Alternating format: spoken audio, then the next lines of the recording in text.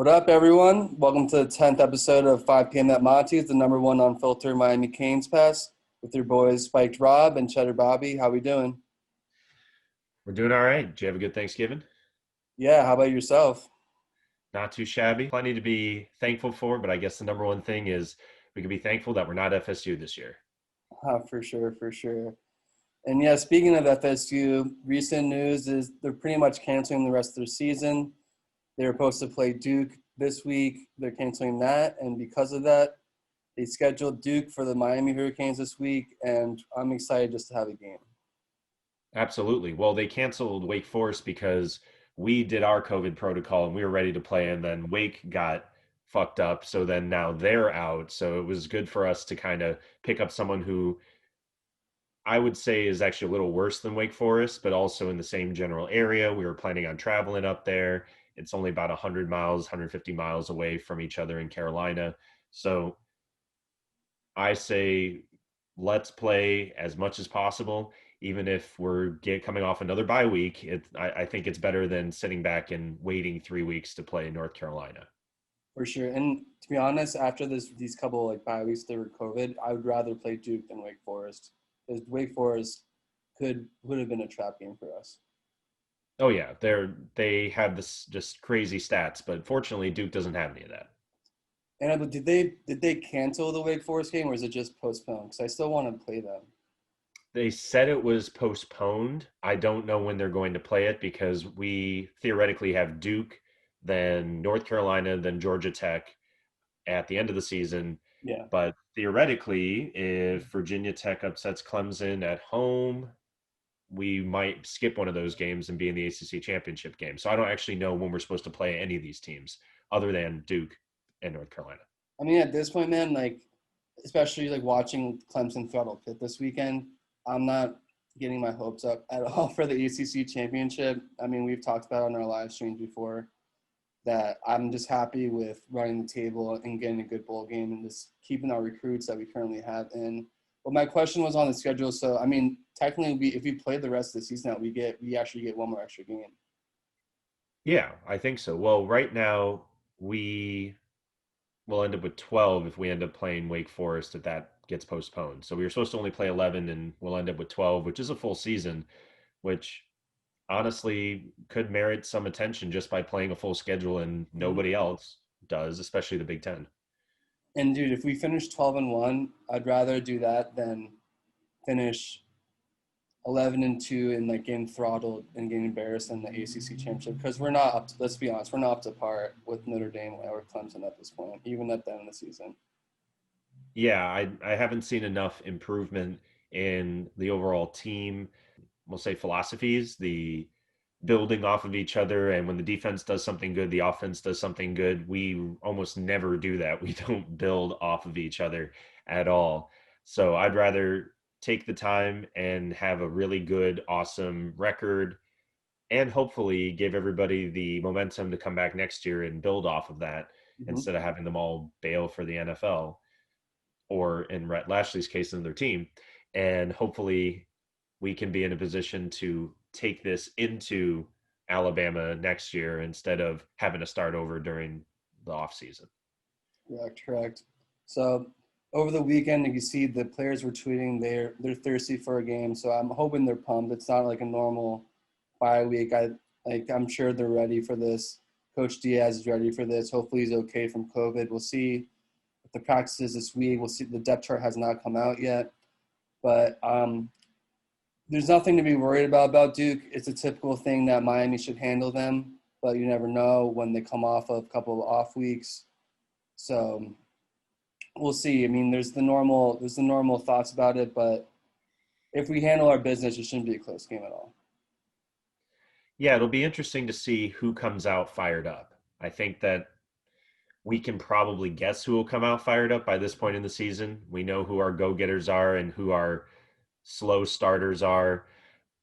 I hope, honestly, I hope that the linebackers come out on fire because all of them have taken steps forward during the season. They just started so much lower than they ought to have, Mhm. especially because the inside backers are coached by Blake Baker. But I would say the biggest thing is that we have seen them slowly improve throughout the season and preparing for this team. They should come out with their pants on fire. I Yeah. mean, Jalen Phillips has nothing to prove at this point. Like he should come out and fire. He will because that's the kind of player he is. But he has nothing more to prove to anybody. I Uh-huh. guess Quincy Roche does. Nesta certainly doesn't. So our defensive line, you know they're going to come out strong. You know that they're going to get their job done. It's the linebackers behind them who hopefully will try and step up their game. And of course, we've got our secondary. I don't I can't see our secondary improving dramatically from game to game as long as they're being told to stay 8 to 10 yards to 15 yards off the football every single time. To me, you can't expect those guys to step up big when you're playing that kind of a defense. They only really showed up in games where they were played close to the line of scrimmage, where they were put in pressure situations. And by and large, with the exception of our cornerbacks, they have responded mostly. But for the past few weeks, we have played really, really soft. And then in the fourth quarter, we show up, and lo and behold, we get 2 picks in the fourth quarter, one by Ivy, one by Couch. But the rest of the time, the other 6 quarters over 2 games, they've been terrible. Not terrible, just soft. They've been very soft. So I just don't expect that to change. Yeah, so Duke has the number one team in the most turnovers that they have. They're the worst team. And so if we don't have at least 2 turnovers, that's a disappointment. I'm hoping at least 3. And if there's a game to do it, this is a game to do it. They should all come out, as you said, with their pants on fire. They should all like be pissed off, like dogs in a cage for the past 2 weeks, trying to play. Mm. And they don't have, and for some of them, they don't have many games to play for the rest of the season. So they need to get these good plays on tape. And then they're coming desperate. D line, as you said, nothing to worry about there. It's really, as you said, linebackers. Zach McLeod, man, you never know how many, you have 3 games left. Maybe never know with COVID. Bradley Jennings, I think he's a senior, right? Redshirt Um, junior. Richard Jr. And I mean, Richard Jr. is still like, he's not like, if he comes back next year, like the young dogs are going to take over him. And yeah, I would like to see improvement from the cornerbacks, but like you said, like I don't know, it really depends on the scheme, right? It depends on the scheme. I mean, looking at our senior leaders on defense, Jonathan Ford had himself a great game 2, 3 weeks ago, but he also started off the season incredibly slowly. So I would love to see him come out and just be that guy who swallows up the middle. And if he can do that, and then you've got McLeod behind him and Jennings behind him, who again have played poorly throughout the year, but have made steps to improve throughout the season, we could see this kind of being close to almost like a homecoming game for them, even though we're playing obviously at Duke, for them to show up and say, yeah, we can do this, we can hold this down, and we can allow the other players, the younger players, to become even better around us instead of them having to cover for us, which has been the majority of the time so far this year. So if yeah, you're right. If there's ever a time where these guys are going to get some film and they can hopefully enter the draft or get picked up as an undrafted free agent, these are the perfect type of games for those guys to just go balls to the wall, because after we play after we play Duke, then we have UNC and Georgia Tech. This game in Georgia Tech, they're subpar opponents, and that's where you should really shine if you have been struggling as a player. Yeah. And the same thing can be said for offense, but defense especially, we should be seeing just a lockdown game from these guys. If we can see that, like you said, they give up a lot of turnovers. That's what Duke does. Maybe we'll see a little bit of, dare I say, synergy between the defense and offense. When the defense does something good, the offense responds and does something better, and that fires up the defense, and they just build off of each other. And we have had that happen literally against Florida State, and that's it the entire season. So I'd love to see that. Yeah, I would love to see that, especially against going like a nice like, little tune-up, get everyone back together on the same page before UNC next week, who's legit. Also, just one thing, the last thing on the defensive end, I just really want to see Bubba Bolden get his head out of his ass because it was really disappointing his play last couple of games, and I just hope he's has his pants are on fire too. Like he knows that like people are watching him. Well, I can almost guarantee you that Bubba's going to come out raring to go, and Oh, unfortunately, that oh, means that that doesn't mean like going like dumbass plays though. that's the thing. Yeah. So That the problem is, I mean, the other senior in our secondary is Amari Carter. So Amari honestly has done a great job. He's cleaned it up. He, after starting off literally the whole every game getting flagged for something, he has really dramatically improved his quality of play. So I've loved to see that from him. But if he comes fired up, he's 2 weeks out and he wants to hit something. You could see him getting a targeting call. I could see Bubba getting something stupid like that Yeah. too.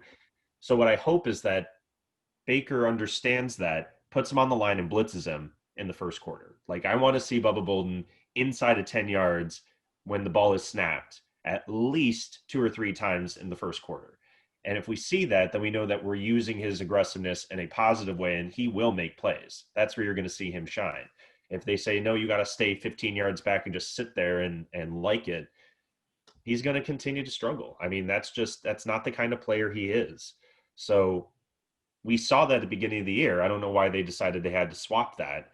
It's not like he covers deep better than anybody else on our team. We've got one true cover guy, and that's Corey Couch. That's it. That's our straight up best cover person on the field. So, I literally think that watching Canes games, but then what gets me most excited is watching Corey Couch make plays. yeah, and what's funny is they're blitzing him. So he's our best cover guy, and they keep blitzing him off the corner, and he does a great job with that too. That's great. I haven't seen anybody else get a call like that the whole time, and it's counterintuitive to me. Couch is great. He's great wherever you put him. He's going to go balls to the wall, and he's got the skill set to do a great job. But he also happens to be like the smallest guy on the field. So why are you blitzing him off the corner 2, 3, 4 times in a game, and Bubba Bolden zero? Yeah, that's a really good point. Yeah. So I see, hopefully, Bubba's going to come out on fire. Hopefully he gets put in a position to use that fire in a productive way instead of hitting guys 20 yards downfield when, there's no reason for it. Yeah. That's what I'm hoping. There should be a betting prop for like over under how many targeting calls Miami gets, like 1.5. Because they're definitely gonna get at least one. And like my point is on that, like the only way that Duke for some reason keeps it close is if we make dumbass penalties and like Yeah. we're frustrated and get them. But they're in every time we play a lower team, the way that they get themselves psyched up is frustrating us by getting like the chippy shots and like getting the fights and shit. Yeah, that's true. And we reset the clock and we start making all these terrible penalties. So that is on both sides of the ball. If we manage to go through a game with less penalties than the other team, then I will say that Manny has officially broken the bye week curse because Yeah. that's one thing he can control. I will say with all of the COVID stuff and all of like canceled games, has been like a great like learning year for Manny, and I think it'll definitely translate into next year. Just yeah. Overall, you've been seeing the improvement, even just from that one bye week that we won after, and then you just know that you just like has matured a lot as a coach, as a head coach. He has. And hopefully adversity makes people stronger if they come together. And I think the team really has. Like I said, the person who keeps making snide comments and things that are pissing people off and creating divisiveness in the team is Blake Baker. Yep. It's the only guy. Every time you talk to Rhett Lashley, he's like, well, that's on me if we screwed up. And, these guys need to do better. But it starts with me. He takes responsibility first. And then you got Baker over here. Oh, yeah, no, Corey Couch is more like a chihuahua. Like, it just, come on, man. You got to buy in. Yeah, And I mean, I wonder if like he's starting to say it. I don't know if he like said that as much last year because like I feel like he's saying it more now because he feel like his job's on the line, so he's like almost on the way out or something. maybe, I mean, based on how things went with Enos last time, that very well could be Yeah, the case. yeah, I mean, stat wise, he hasn't done a terrible job. It's just not effective. It doesn't mesh with the rest of what Manny has been about his entire career. It doesn't mesh with what Lashley's trying to do. It just doesn't work with this team. And especially with the talent he has. I mean, I think that in and of itself should be the reason why he goes, but he can change that. He has been blitzing more often. He has adopted Manny's tactics, his overall strategy, but only in the fourth quarter of the last two games. Why not start there? I mean, if he gets beat deep, you get beat deep. That's okay. But if you have 2 or 3 picks, then you've done your job. You keep bringing out the turnover chain, people will forget how many yards you gave up. But he just hasn't done it. He just doesn't want to do that. Yeah, And the yards per play I know is definitely much higher than it's like. I think it was like 4.7 last year. It's like 5.3. Every defensive statistical stat is worse. Statistic is worse. We barely have any turnovers this year compared to last year, and everyone knows that's what runs our defense. But anything else on the defense before we switch to the offense? no, I'm going to go ahead and do a prediction. I'm going to say that if you see Bubba Bolden on screen pre-snap, he is going to make something happen, Mhm. and it's going to be positive for the Canes. Now, that's a big if because it literally hasn't happened in like 3 or 4 games at least. But if they put him closer to the line, I guarantee Bubba Bolden will be back in a big way and will very much show why he's the best player, at least pound for pound, on the team, on the defensive side. All right, we'll definitely keep track of that prediction. I like that though. So switching over to the offense, it's more of just for me, just wanting to see more uh, continuing. Like, we'll never know how rusty they are coming out of 2 weeks, bye weeks. King is our guy. The only chance that Duke has of beating us is they get him out of the game or injure him. He's the head of the snake. I personally, we know what he's going to do. Personally, I'm interested in seeing what the touch snap is for the running backs between Chaney, Knighton, and Karras. I want to see more snaps, more touches by all of them. What's more running plays? I think you agree on that, right? Well, always. I think that Rhett Lashley's idea of balance is more balanced than most people, but it's still not even, I wouldn't even say a 50-50 split. You've got theoretically 4 great running backs Yeah. with King as well as all 3 of the guys that you just mentioned.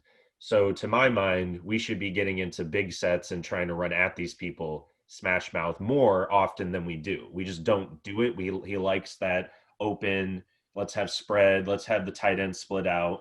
And that's okay. That is okay. But with your offensive line as inconsistent and kind of stagnant as it's been, to my mind, they have excelled at running between the tackles downhill. Not just the running backs, the linemen themselves love those types of plays. They're much better at them. Your best lineman is Corey Gaynor at your center. You should be running behind Corey Gaynor. That's the person. And so, to my mind, I would like to see a healthy dose of that, but not, 3 plays in a row of just that, but at least 2 or 3 every drive, and just don't run 3 in a row, but maybe run a pass on first down, run it on second down, mix it up, but utilize that I would call power running game more effectively because between Harris and Chaney, you have 2 power backs right there. They're waiting. They just need something to run downhill on. Yeah. So I think that those guys, I don't know. I mean, coming out of we'll call bye weeks this year, with the exception of Clemson, which I did detail. It was my first article actually detailing how the offense got completely out of sorts from the get go against Clemson. Outside of Clemson, every time that Lashley's had time to scheme and implement a game plan, it's been highly, highly effective. I mean, UAB 300 yards rushing. NC State, we put up just boatloads of points up on the board, tons of yards, tons of points. De'Ara King, I believe, missed 4 passes the whole game. So I don't expect the offense to come out flat against Duke. I just don't. I know with COVID, they haven't been able to practice as much. So maybe that will have some influence. But at least this season, every time we've had to do a cold restart, the offense is always on the same page way faster than the defense. The defense looks lost out there more often than not when they've not been playing together and they haven't been. It's like they don't communicate outside of the field, and then when they're on the field, it just doesn't really happen. But with King in charge, I feel like the offense gets more in sync the more time they have to rest up and talk and make sure they're on the same page. A lot of their most effective plays are hand signals, nonverbal communication that they're able to do on the field. And I think a lot of that has to do with King. So between the two, we don't really have that kind of leader on the defense. That's really the biggest flaw or failure of Blake Baker as a coach this year is his inside linebackers that he directly coaches should be the most vocal leaders of the team, the ones coordinating his defense that he also is in charge of, and they look more lost than everybody else. So on offense, at least, I expect our offense to start off way better than our defense. And hopefully our defense, it'll be more about emotion, aggression, getting back on the field and playing and seeing some individual performances to start the game. And then if everybody kind of settles down, we should already have the game well in hand and we should be able to run the score up. I mean, Duke's given up 50 something points 2 or 3 times this year. Like, we should be doing that too. Yeah, so Duke has the number 76 rush defense, so we should be able to run the ball. And also, I think coming off the layoff, that we should focus more, even though we always wanted to every single episode. Rob's been clamoring for running the ball. We should, after the layoff, you'd think that they'd start off running the ball hard versus like trying to do too much in the passing game, especially when we can't trust our receivers, you know? Well, with a couple weeks off, yeah, it'll be interesting to see because some receivers, at least this year, coming off of buys, they've been better because they've had that time with King. Mostly Harley. I mean, Harley has really shown up after bye weeks and everything like that. And of course, we did the open competition for the receivers and all of those things. But yeah, I mean, I would expect a stat line here, another bold prediction. I'd expect a stat line where Derek King throws the ball 20 times or less, and we still put up like 40 something points. That's what I want. Yeah, I but I want can him, see I that. want him throwing it more than 25 times. That's just good. That's just not good. That also just means that if he throws it like more than 23 times, that means that the game is still close in the end of the second half. Right, right. We should have the game well in hand, so we should be running at these guys. And at that point, we can run more creative stuff with the offensive line just to see if they can get used to doing it at game speed. Because right now, doing anything fancy with this offensive line has proven very, very difficult. Yeah. Everything else, all of their success early in the season running the ball has come from power running. It's come from Cheney right in the gap, and on 4th and 1, scoring a 60-yard, rushing touchdown against UAB. um, that shows toughness, but it doesn't show finesse at all. Doesn't show high level running ability at all. Not just from him, from the offensive line specifically to set up the blocks. So if we get up, like I said, that Duke is actually, they scored 50 against Charlotte and then they gave up more than 50 to UNC and Georgia Tech in the last month. So Yeah. they don't have defense and they are very bad with the ball. We should be able to throw up a 50 burger on these guys, and we should be able to do it fine tuning our running game and making that truly an integral part of our offense. So I'm hoping, like you said, I hope we throw up a 50 burger so we can get some of the young guys in for the first time since FSU. But I wanted to ask you, what is your ideal snap like differentiate between the three main backs, and like what do you think Cam Harris's stat line going to be like? Hopefully like 14 for like 80 and like a touchdown, or That's a great question. So my ideal amount is that all of them get at least 10 rushes and that they all turn it into at least 50 yards. That's kind of baseline. I would say Cam came out on fire after he felt like he was disrespected. And then after that, he still was doing fine, but he didn't run with the same aggression as he did the one game that he felt like he was disrespected. So it does bother me a little bit because I know he can run with that kind of intensity and he just doesn't.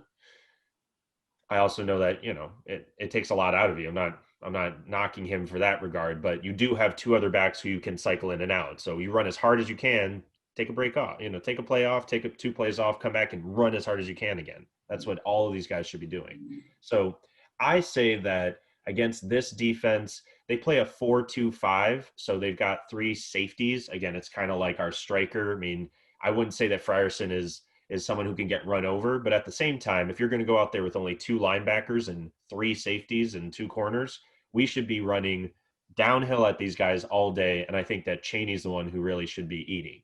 He should be getting, 7-8 yards a clip if we're blocking it right.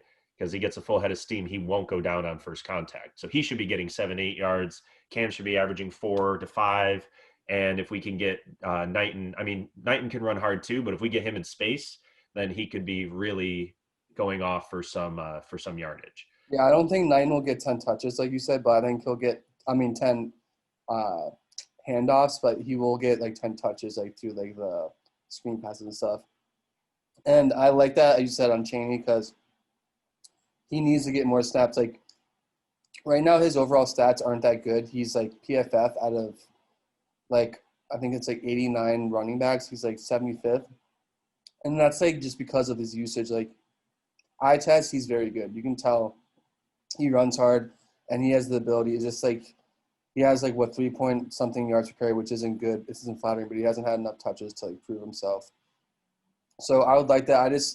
I would just personally running backs. It's been so long since Cam has had one of those like big plays that he's had. You know, and Yeah, I'm and people kind of knew that. I think part of it is that after the first couple games, they realized that he's actually really fast. So they, I think that they outsmarted him on defense in terms of everybody expected Cam Harris to be a bowling ball, come right at you, try and run you over. And when he was able to run by people in the first couple weeks of the season, they shifted it and they decided to start playing him more like a speed back. And he's not. He's a big dude. He's built, he's strong, and he can run downhill, but he kept trying to play like he was a speed back, and that's where he's gotten into a lot of trouble. He keeps trying to bounce runs, and it's like, just put your head down and run through someone. That's what yeah, he's really good at, and he's a blend. I mean, he tries to do both the Jalen Knighton thing and the Don Chaney thing, and in my opinion, he can just play like Don Chaney, and everybody would love him. We don't need him to be anything else. He just wants to show that he can be, and it's like, great, dude. Like you're 40 time, all of that. Don't worry about the NFL. Like they're gonna figure out what your tangibles are. You need to show that you have the attitude to get it done. And he, since the first couple games of the season, he hasn't shown that attitude except when he felt like he was disrespected. And then he went out there and he did a really good job. He dropped a pass or two, but in terms of running, every time he got the ball, he was making more yardage after contact. And that's a matter of will at that point. You just have to want to do that every play. And Chaney, it seems automatic. It just seems natural for him to want to bounce off people and run through people. And it doesn't seem like that way for Cam, at least not so far. So he's done, only has so many games left. This is his time to show up and show out. totally agree. And like he might leave after the season, you know, because of all the young guys. So you never know. I mean, I'd hope he'd come back. So I don't think he would get drafted like that high. But I mean, if he comes back next year, he's gonna have like even more competition with Thaddeus Franklin coming in, and Rooster and Cheney will even be better. So Yeah, that's true. I don't know if Cam shows up for this game for, again, we'll call them the softer games for Duke, Georgia Tech. Heck, if he shows up for all the rest of the games of the season, North yeah, and Carolina, then Wake we're gonna Forest. play it. We're gonna play a big bowl game against maybe Florida, maybe Notre Dame if they lose to Clemson in the Orange Bowl. I mean, we're gonna play a big game that game. So he still has his opportunity to show up for the league. Yeah. And so if he does that, he absolutely should go, because some of the highlights from earlier this season were eye popping. They were fantastic. Yeah, that But Louisville game. defense Right? is, It was Louisville when you had that huge run, right? well, so UAB and Louisville back to back weeks, he had like Yeah, 60-yard runs. And so it was phenomenal because the first one was literally a dive play and he like waited long enough for the hole to open up, which again, later on in the season, I don't think he's waiting for that hole because the competition's gotten better and our offensive line has stayed stagnant or gotten worse. But he waited for the hole against UAB on like 4th and 1 and then burst through it and was gone. Like he scored with 20 yards of space between him and the next guy against UAB. And then Louisville, he literally ran by everybody on a off tackle. Basically yeah, he ran right past the right tackle, yeah. who did a good job blocking. I believe it was Jared Williams. But all of that, I mean, those stats alone should be enough for him to get some look at the NFL, but he has to finish strong to show them that he can do it throughout the course of a season. And both of those runs, and in general, his play comes from him going down, like head down through the hole, get those tough yards, and then when he breaks loose, people just don't realize it's kind of like Derrick Henry, the 98-yard touchdown run comes from everybody expecting to stop him inside the 5-yard line, and then once he breaks it, he runs by everybody else. Yeah. Cam has a similar skill set, but he keeps trying to run around everybody at the beginning. That's been his biggest problem. So I can see him getting back to form and hopefully refocusing, but a lot of it is drive. A lot of it is motivation. And It is. Yeah, We'll I see. mean, he definitely is a mental guy. Like he gets like he's either like too high or too low. Like he gets super psyched up or he gets like too bummed up. So we'll see. I mean, as you said, like hopefully with all these weeks off, that he's like focused himself.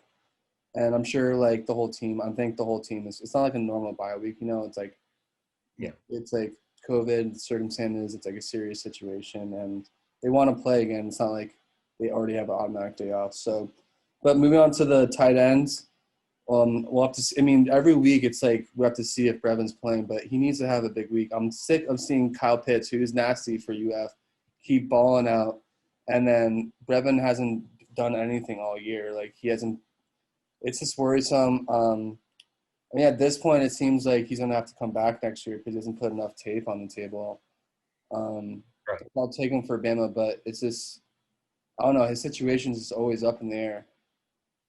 It is. I don't expect him to ball out and catch, 10 catches for 120 yards and a touchdown or whatever he did against Louisville, mostly because we shouldn't have to have him do that. Like we should be beating these guys down after the second quarter so he doesn't have to go and be But ridiculous. it never works out like that, and the wide receivers never show up until the second half.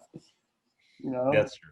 Well, and so that's the thing. I mean, this goes back to something I wrote about earlier in the season. You want to establish your pieces early. You want to get him out in space. You want to get him over the middle. So for the rest of the game, they're collapsing on that area, and then everybody else gets much more open space to do what they need to do. Um, I think that's the same for Will Mallory, having him run, basically finding the spot in the zone and sitting and getting that catch right in the heart of the defense would be great to do that in the beginning of the first quarter. Um, if we see that in the first quarter, we see a healthy dose of running and passing to our tight ends and getting all of that established in the first quarter, we should be able to do literally whatever we want for the rest of the game and be able to put up tons of stats and tons of points and put a lot of pressure on Duke to try and score, which then hopefully leads to our defense again, enhancing one for the other, leading to our defense to be aggressive, to get those turnovers and give the ball back to our offense and give them even more snaps so everybody can eat. Um, I think the stat you want to see is whether or not we have more than 80 snaps on offense or not. We had that many against Virginia Tech. We just didn't do a lot with them. Part of it was going for, fake field goals and going for it on two, yeah, going for two instead of one and stuff like that. But we also didn't put up tons of points. And with 80 plus snaps, you'd think everybody would have a great game. And we won 25-24. So I think that we should be able to dominate this team. We just have to show up with the right mindset. And I think most of the guys will already have that. So we'll see where Brevin is. Brevin usually shows up with the right mindset. It's just his body kind of, he's not 100%.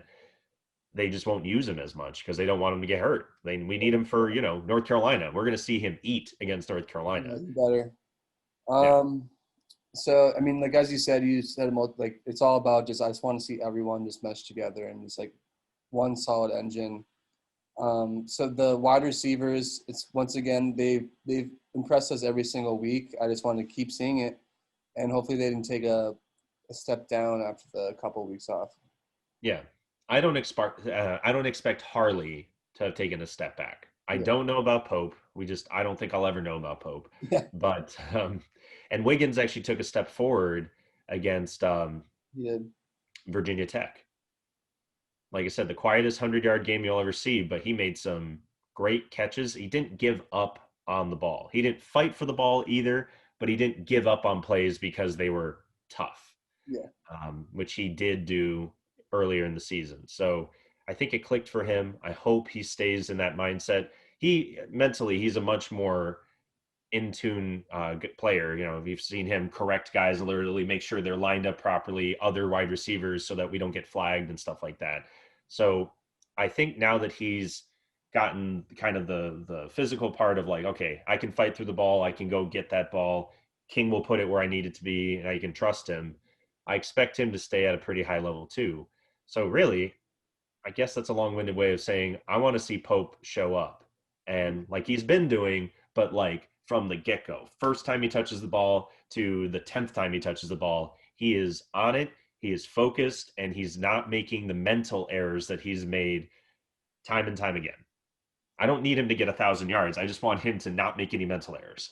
Yeah, I just wanted to make him to, like, keep like doing the step up and not take a step forward. And now that you say that, that's probably the number one thing I'm looking for this game, especially as a wide receiver guy. And you're right, Harley's going to still be working hard.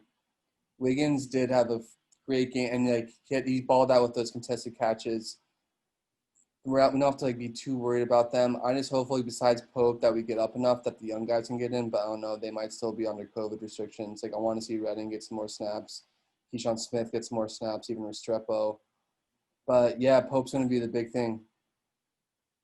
Yeah, well, and again, they probably won't get a lot of passes thrown to them. I'm okay with that. I don't need them to ball out in terms of stats. What I want to see them doing is blocking hard on the run plays and running the routes fully and just looking the ball in when they get the passes to them, because that's still, I don't think we've gone an entire game without a drop, even though King only missed like 9 passes total against North Carolina. I think we had 2 or 3 drops in a row against NC State.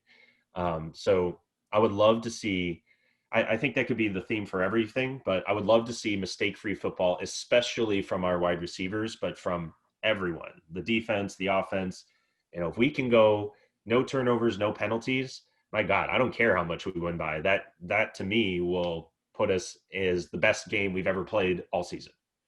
Yeah, like you said, I'm not expecting anyone to get over 100 yards. If they do, awesome. Because we said we want them to run the ball more.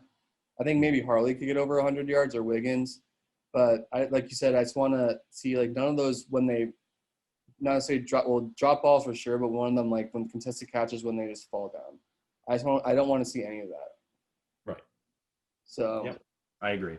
so anything else on the offense you want to touch? We already touched on the O line a little bit. The only thing I'll say on the O line is like I hope Jalen Rivers gets some PT at the end of the game if we're up big. Yeah, I hope that we can put all of those young linemen out there at least for a few reps, get them some go. I would just say the same thing. No holding penalties.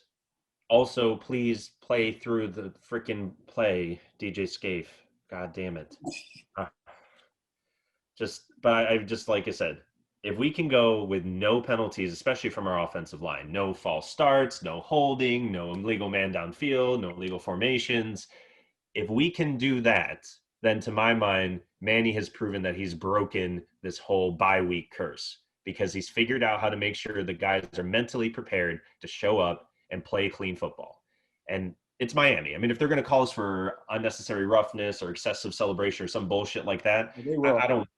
What are you going to do about that? We were Miami. That's fine. I just don't want to see those stupid errors, the flinches on the line when it's, 4th and goal from the 6-inch line, like we had against who was that? Was NC State. So just those types of mental errors. If we can eliminate that, if the 2 weeks off means that we've eliminated that, that would be the greatest thing ever. So that's what I want to see from them, is mistake-free football, because they're not. I don't see them escalate. They're not going to get 10 times better in 2 weeks. It's just not Yeah, going to happen. yeah, it's not gonna happen. Just don't. I just hope, like as we said, that target wise, that we get all of them back healthy because the big reason for last game was the injury or the COVID related Yeah. substitutions. Like that was when DJ Scape was terrible, right? Against Speed Tech.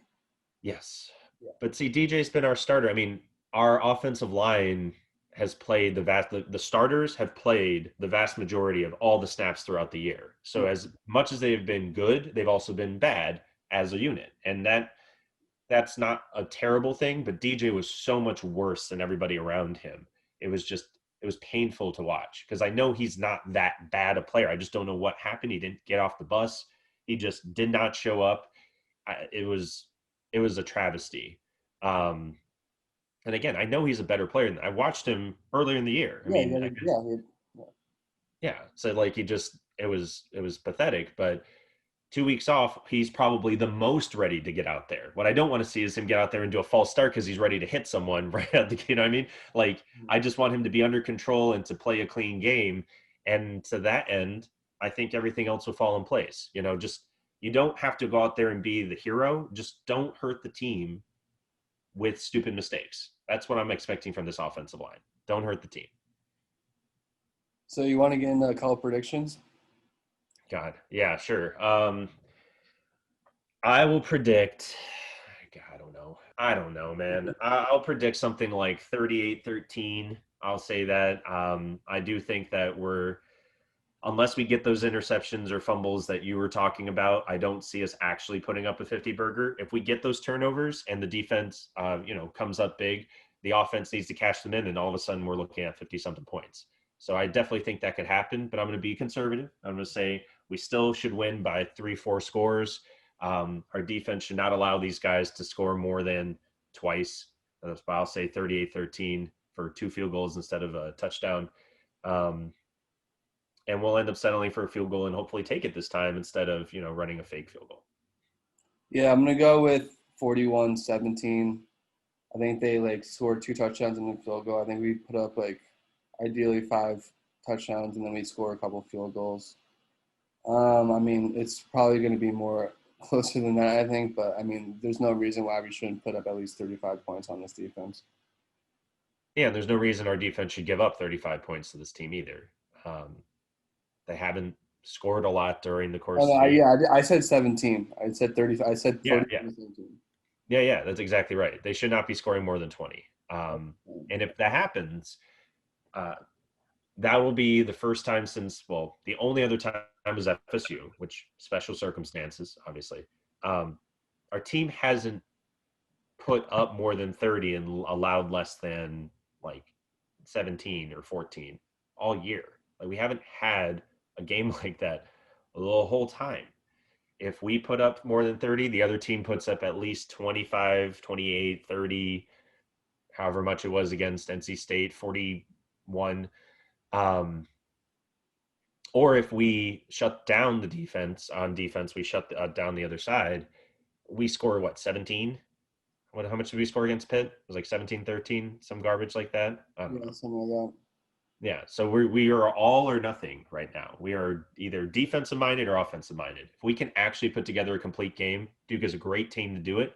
Coming out of a bye, I mean, it'll put a lot of my fears to rest, and it'll show a ton of growth for this team, especially given the whole COVID situation. For sure, for sure. So last couple of things before we head out. We already touched on FSU pretty much canceling their season. Not only that, but they're losing recruits. They just lost a 4-star QB today, who actually tweeted last month that he was pro Mike Norvell. So I wonder what happened with that. They're also losing a lot of their players to opt out. Asante Samuel opted out this weekend. I believe Marvin Wilson might have also opted out. I know he was injured, but he might have opted out as well. But yeah, all of their players are opted out. They're pretty much. I mean, I mean, it's hilarious. It's a clown show there. I mean, it'll be interesting to see what happens with them in the off season because from what I've seen, the recruits aren't good. So they're probably going to be just as bad, if not maybe worse, next year. Oh Um, yeah, I mean, I think that Herb Street's been talking about this for years about how the whole program's gone down the tubes and whatnot. I mean, he's been yeah, talking about it, I think, for at least 2 or 3 years. So I'm thinking it's going to be another 2 or 3 years before they can be relevant again. Um, so we can kind of sit back and watch the circus in the off season, but I just don't want us to be focused on that instead of focused on our own circus. We've yeah, got still no cornerback commits after we let Tim Burns go or he decommitted or whatever. So it, I know that we're going to learn a lot more in the first week of December because that's when the early signing period ends. But it's still very nerve wracking to see such a great class of athletes and talent coming in, but also glaring holes in what we actually need as a team. Um, so I, yeah. It's definitely very nerve wracking. I mean, it is a weird time. Like, not only is early signing day coming up, so rev up, but I mean, COVID's definitely like had an impact because like players aren't going to make. I don't think players are going to make a huge decision like once they know what's good with the mm, pandemic and all. But yeah, we definitely need a cornerback. We have been targeting this guy, Demarcus McGee, who recently decommitted from University of Tennessee. Hasn't been anything new on the Miami front, but it's something that all Miami fans are definitely targeting. I mean, also everyone likes to slander Rumph. They haven't had any cornerback commits, especially after Tim Burns just left. usually always gets one last minute, like Isaiah Dunson this year. Year before is Christian Williams, who now left. We'll see with that. Most of the Miami fan base is already done with Rump, but we'll see. Hopefully, we'll get some new news next week and so. But anything else before we wrap up? No, I mean, I could tell you, spend an hour talking about Mike Rumpf and his situation. I would say, I would say that the if we fire Rumpf but not Baker, then we've made a serious miscalculation. That's all I'm going to say about it. I think it's a 2-2 thing. I mean, Yeah. yeah, I mean, my biggest, I just hope at the end of the season, this Manning just like realizes that like this is a business, not like his family. It's not like a family-owned business, It's like a corporate business. You can't just. Yeah. I hope so too. I mean, like I said, our defense might show out big, might become super aggressive all of a sudden, but just across the whole body of work, the whole last two seasons, even, it's not the kind of defense that Baker likes to run.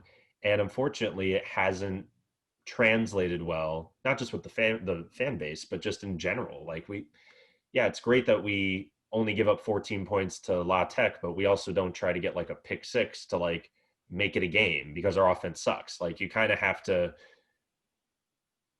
from a philosophy standpoint, you have to decide what's more important to you. Is it not giving up points, or is it looking like flat as a piece of paper while you don't give up points? It just, it's so, to me, it's actually a bigger risk with the Miami fan base to be so passive on defense and hope that you guys can keep them out of the end zone. Because when it doesn't happen, and it hasn't for most of the year, except against Pittsburgh, because it's the one team we can stop every single time. We're all looking for his head. And again, he doesn't have anything to say, but oh man, winning isn't easy, but it sure is fun. Like I just don't think he gives a fuck. And that Yeah. means we won't get any better. I mean, That's it's just like any other job, dude. If a guy's just coming in joking about everything when he's like doing a shitty job, like he's gonna get fired, but not here, apparently. yeah, yeah. Well, I mean, maybe it's only Well, been 2 years, yeah, we'll see. It's definitely has a lot of Enos feels to it. and that's actually a good thing. Yeah. So that's it for this episode, for this week's episode. Let's go Canes. Let's throttle Duke. Follow all the blogs at Pro Sports Extra. A lot of good reads on there. Follow us on Twitter, Spiked Rob at Me Space Goes Ched. And let's get this win week, fellas. Let's do it. We'll see you on the flip side. All right, later. Peace.